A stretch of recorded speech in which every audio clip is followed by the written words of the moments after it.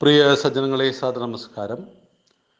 ഭഗവത്ഗീതയിലെ ഒന്നാമത്തെ അധ്യായമായ അർജുന വിഷാദ യോഗത്തിലെ 37 വരെയുള്ള ശ്ലോകങ്ങളാണ് നാം ഇന്നലെ വരെ ചിന്തിച്ചത്. ഇന്ന് 38, 39 ശ്ലോകങ്ങളാണ് നമുക്ക് ചർച്ച ചെയ്യേണ്ടത്. 38ാമത്തെ ശ്ലോകം: യദ്യപ്യേതേന പശ്യന്തി ലോഭോപഹത ചേതസഃ കുലക്ഷയകൃതം ദോഷം മിത്രദ്രോഹേ ച പാതകം. 39.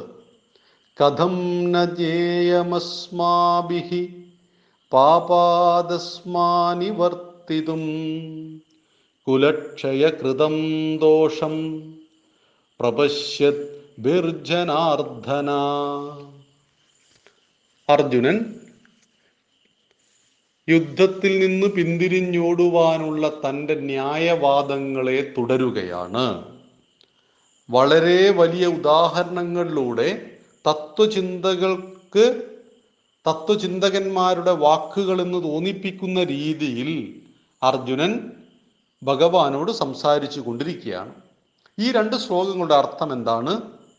ലോഭത്താൽ മറയ്ക്കപ്പെട്ട ബുദ്ധിയോടൊത്ത ധാർത്തരാഷ്ട്രർ കുലക്ഷയത്തെ ചെയ്യുന്നതിലുള്ള ദോഷത്തെയും മിത്രങ്ങളെ ദ്രോഹിക്കുന്നതിലുള്ള പാതകത്തെയും കാണുന്നില്ലെങ്കിൽ കൂടി കുലക്ഷയം ചെയ്യുന്നതിനുള്ള ദോഷത്തെ കാണുന്നവരായ നമ്മളാൽ ഈ പാപത്തിൽ നിന്നും നിവർത്തിക്കുന്നത് എങ്ങനെ അറിയപ്പെടാതാകും? എന്ന് വെച്ചാൽ, സ്വാർത്ഥ ചിന്തകൾ കൊണ്ട്, അത്യാഗ്രഹം കൊണ്ട് ബുദ്ധി മറഞ്ഞു പോയവരാണ് കൗരവന്മാർ. അവർക്ക് ധർമ്മചിന്തയില്ല. അവർ രാജ്യത്തിന് വേണ്ടിയിട്ട് എല്ലാത്തിനും തയ്യാറായി വന്നിരിക്കുന്നു. യുദ്ധത്തിൽ കൊല്ലാനും ചാകാനും തയ്യാറാണ്. അധർമ്മത്തിൻ്റെ പക്ഷത്താണ് അവരുടെ ചിന്ത. അതുകൊണ്ട് അവരുടെ ബുദ്ധിയെല്ലാം മറഞ്ഞു പോയിരിക്കുന്നു. അവർ കുലക്ഷയത്തെ ചെയ്യുന്നു, നമ്മുടെ കുലത്തെ ക്ഷയിപ്പിക്കുന്നു, കുലത്തെ നശിപ്പിക്കുന്നു. കുരുവംശം എന്ന് പറയുന്ന നമ്മുടെ കുലത്തെ അവർ അവരുടെ അറിവില്ലായ്മ കൊണ്ട് നശിപ്പിക്കുകയാണ് ചെയ്യുന്നത്. എന്നാൽ നമ്മൾ ഈ പാപം ചെയ്യുന്നത് ശരിയാണോ? നമ്മൾ അറിവുള്ളവരല്ലേ? അപ്പോൾ വിവരമില്ലാത്തവൻ ചെയ്യുന്ന കാര്യങ്ങൾ വിവരമുള്ളവർ അതുപോലെ ചെയ്യാൻ പാടുണ്ടോ? ഇതൊരു ചോദ്യമാണ്. ഈ ചോദ്യം നമ്മുടെ ജീവിതത്തിലും പ്രസക്തമാണ്. നമ്മൾ ചില ആളുകളെ കുറിച്ച് പറയാറുണ്ടല്ലോ, അവൻ കള്ളു കുടിച്ചിട്ട് പറയുകയാണ്. അവനല്ല പറയുന്നത്, അവനെ കൊണ്ട് പറയിപ്പിക്കുന്നത് അവൻ്റെ ഉള്ളിൽ ചെന്ന ആ മദ്യമാണ് എന്ന് ചില ന്യായവാദങ്ങളുണ്ട്. രണ്ടാമത്തേത്, അത് വിവരമില്ലാത്ത ആൾ പറയുന്നതാണ്. ആ വിവരമില്ലാത്ത ആളുകൾ പറയുന്നത് നമ്മൾ ശ്രദ്ധിക്കേണ്ടതില്ല. ഇങ്ങനെ നമ്മുടെ ദൈനംദിന ജീവിതത്തിൽ ഇത്തരം സംഭാഷണങ്ങൾ ധാരാളമുണ്ട്. ഇതേ ന്യായമാണ് അർജുനനും മുന്നോട്ട് വച്ചിരിക്കുന്നത്. കൗരവന്മാർക്ക് വിവരമില്ല. കൗരവന്മാർ സ്വന്തം ബുദ്ധി മറയ്ക്കപ്പെട്ടവരായിരിക്കുന്നു. എന്നാൽ പാണ്ഡവന്മാർക്ക് വിവരമുണ്ടല്ലോ. ആ വിവരമുള്ള നമ്മൾ കുലത്തെ നശിപ്പിക്കാൻ പാടുണ്ടോ എന്നാണ് ഭഗവാനോട് ചോദിക്കുന്നത്. ഭഗവാൻ ഇപ്പോൾ മറുപടി ഒന്നും പറയുന്നില്ല.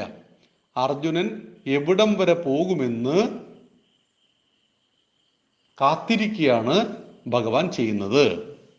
മിത്രങ്ങളെ കൊല്ലുന്നതും സ്വന്തം കുലത്തെ ഇല്ലാതാക്കുന്നതും നമ്മൾ ചെയ്താൽ അത് നമുക്ക് പാപമുണ്ടാക്കുന്നതല്ലേ? അതുകൊണ്ട് തന്നെ ഇത്തരം കർമ്മത്തിൽ നിന്ന് നമ്മൾ പിന്തിരിയണ്ടേ?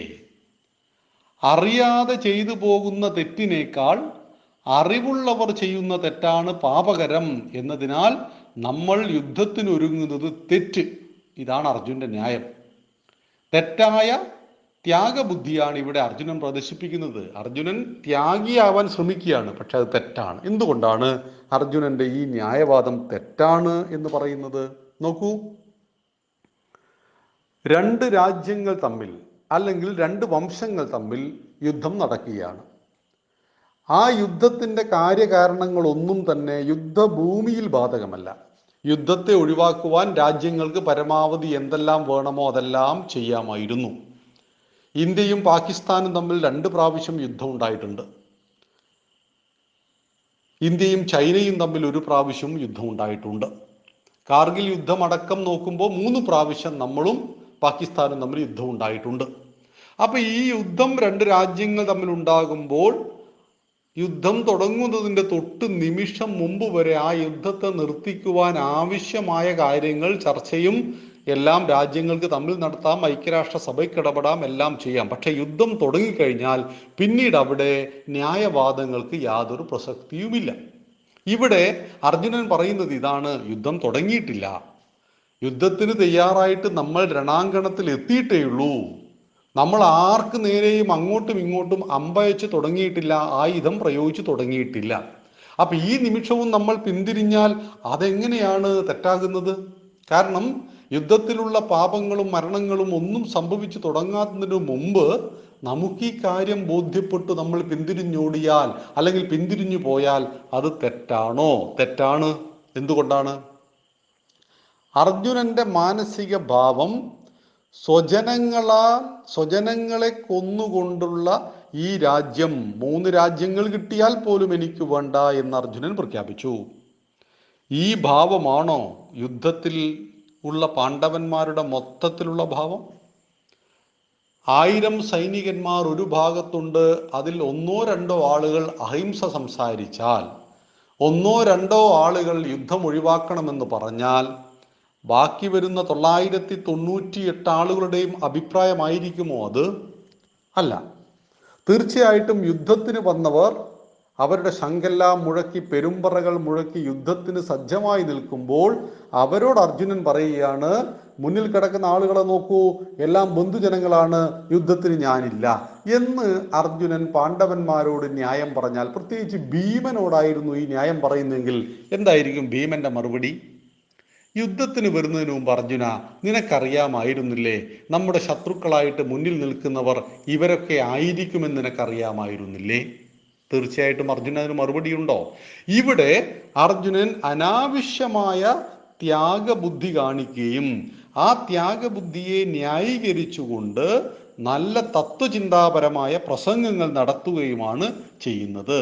ഇത് തെറ്റായൊരു കീഴ്വഴക്കമാണ്. കർമ്മത്തിന് നിയോഗിക്കപ്പെട്ട ആളുകൾ ആ കർമ്മം ചെയ്യണം. ഇവിടെ യുദ്ധമാണ് അർജുനന്റെ കർമ്മം.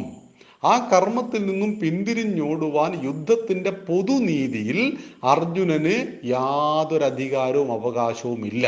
കാരണം ഇത് അർജുനൻ വ്യക്തിപരമായി ചെയ്യുന്ന യുദ്ധമല്ല.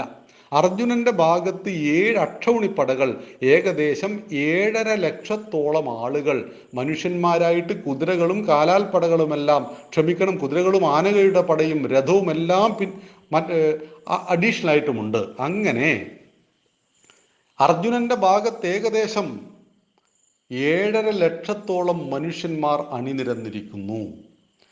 അത്രയും ആളുകളെ അർജുനൻ യുദ്ധഭൂമിയിലേക്ക് കൊണ്ടുവരുമ്പോൾ അർജുനൻ അറിയാമായിരുന്നു, യുദ്ധത്തിൽ ഞാൻ ചെയ്യേണ്ടത് ശത്രുവിനെ നിഗ്രഹിക്കുക എന്നത് തന്നെയാണ്. അവിടെ അവരോട് പോയിട്ട് അർജുനൻ ഈ ന്യായം പറഞ്ഞാലുള്ള അവസ്ഥ എന്തായിരിക്കും?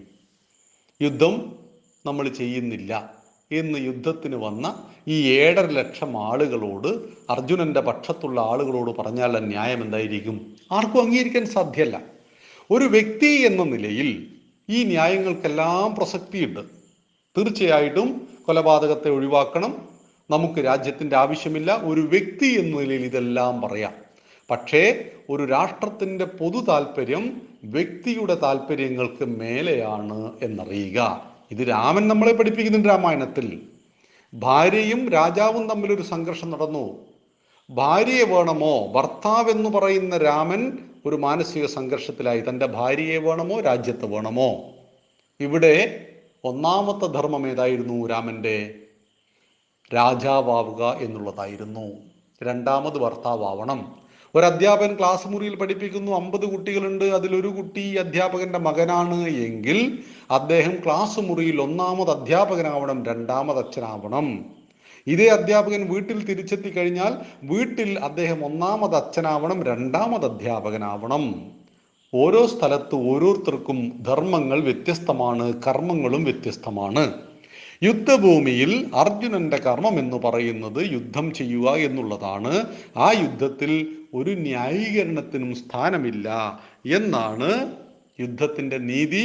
അർജുനൻ തൻ്റെ ന്യായവാദങ്ങൾ നിർത്തുന്നില്ല, അദ്ദേഹം തുടരുകയാണ്.